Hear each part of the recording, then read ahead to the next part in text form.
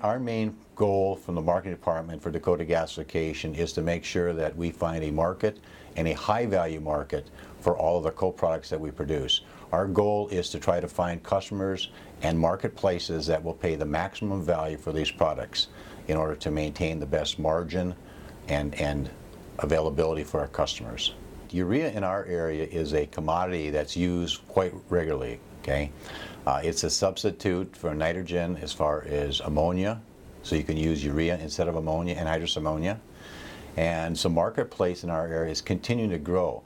So from our customers' perspective, they're really excited about us seeing us build this plant because we're going to have product now in this market closer to them so that they can eliminate some of the transportation issues they normally have in spring season and getting the material to the needed area on a timely basis.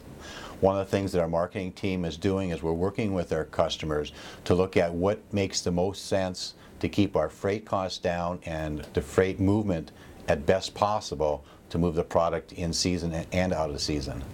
We are negotiating contracts today. We have not finalized any contract.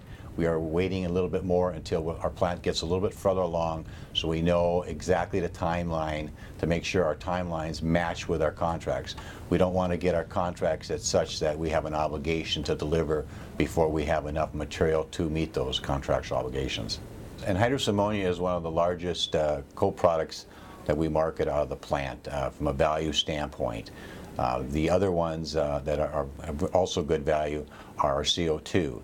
As you know, though, synthetic natural gas is usually the largest volume and value material, but due to the pricing of the natural gas, the fertilizers and chemicals have a greater value in today's marketplace.